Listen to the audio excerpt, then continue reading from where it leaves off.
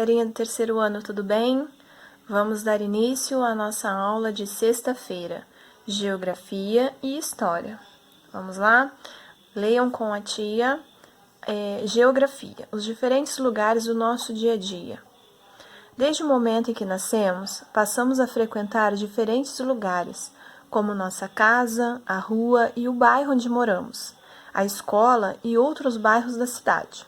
Os lugares de lazer, como praças, parques, cinemas, clubes, etc. Em cada um desses lugares, aprendemos coisas novas, seja brincando, estudando, aprendendo a partir de tarefas domésticas ou aprendendo com pessoas à nossa volta.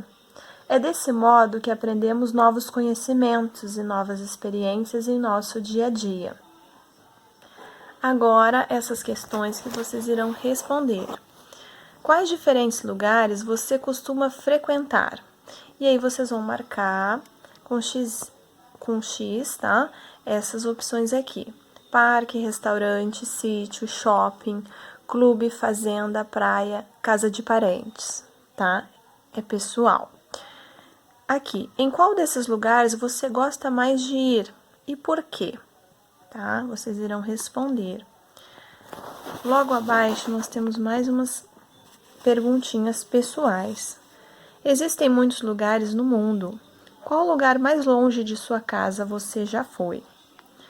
Qual meio de transporte você utilizou? Quanto tempo você levou para chegar lá? Ok? Respondam aí. Paulinho, então, pessoal, agora é história. Tudo o que um historiador estuda para realizar sua pesquisa é considerado documento histórico. Os documentos históricos, eles podem ser classificados assim: documentos escritos e documentos não escritos. Vamos pensar exemplo de um documento escrito. Nós podemos considerar um documento escrito uma carta, algo em que apresente um texto, né? Já está falando escrito. Os documentos não escritos, eles podem ser fotografia, gravura, um mapa histórico. Então, vocês podem observar na página 8 e 9 de História e ler as duas páginas para vocês entenderem várias fontes históricas, né? E ali nós vamos ter gravuras, fotografias, mapa histórico, diferentes tipos de documentos, certo? Leia as dicas e escreva que tipo de documento histórico está sendo usado. Use as placas acima, então vocês irão escrever se é um documento escrito ou um documento não escrito. Letra A. O Antônio utilizou fotos, vídeos e pinturas para conhecer o passado de uma família. Ele usou o quê? Documentos escritos ou documentos não escritos? Vamos lá, responda aí que já a tia vai dar a resposta. Então, fotos, vídeos e pinturas são documentos não escritos. Eles não apresentam texto, certo? Letra B. A Valéria conversou com seus avós e descobriu como se vivia 40 anos atrás. Ela usou o quê? Um documento escrito ou um documento não escrito?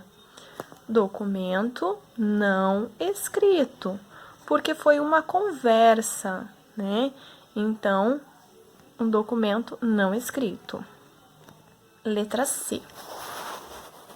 No museu, Débora observou ossos de animais e pontas de lanças encontradas há 10.000 anos atrás.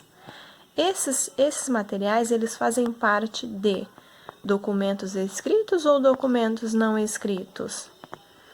Documentos não escritos, né? Porque foi lá no museu, ela foi lá e ela viu ossos de animais e pontas de lanças. Então, ela aprendeu um pouco sobre a história, sobre o passado, porém com documentos não escritos.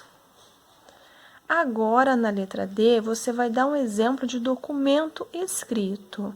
Então, como a tia falou, se vocês olharem lá nas páginas 8 e 9, vocês irão encontrar um exemplo de documento escrito, ok? A segunda folhinha diz assim: Cada pessoa constrói sua história e pode registrá-la através de álbuns diários. Complete as frases com as palavras do quadro: fotografias, história, historiador e pistas. Letra A. Espaço é o estudo dos acontecimentos do passado. O que vocês acham que é o estudo dos acontecimentos do passado?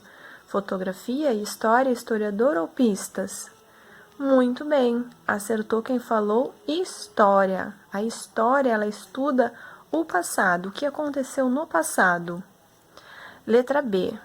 O trabalho do espaço é levantar espaço para compreender o passado. O trabalho de quem? Muito bem, historiador. É levantar o quê? Pistas para compreender o passado. Na letra C diz assim: podemos conhecer fatos do passado através de objetos e álbuns de fotografias. As fotos também são documentos, que através deles nós podemos aprender um pouco mais sobre o passado. A seguinte questão nos diz assim: enquanto fazemos nossa própria história, participamos também da história das pessoas que estão ao nosso redor. Escreva V para as frases verdadeiras e F para as frases falsas. Letra A. A nossa família também faz parte de nossa história? E aí, verdadeiro ou falso? Verdadeiro, muito bem. Letra B. A palavra história significa conhecer o futuro? Não, isso aí é falsa, porque a história significa conhecer o passado. Letra C. Estudar a história não é importante para as pessoas conhecerem o passado? Falsa também. Temos que estudar história justamente para conhecermos o passado. Letra D. Quando brincamos ou ajudamos a um amigo, estamos fazendo parte da sua história. Verdadeiro. Nós estamos fazendo parte da história das outras pessoas, daquelas pessoas que nos rodeiam também. Certo até aí, pessoal? Um bom final de semana para vocês. Fiquem todos com Deus. Que Papai do Céu os proteja, abençoe a família de cada um. Um beijão!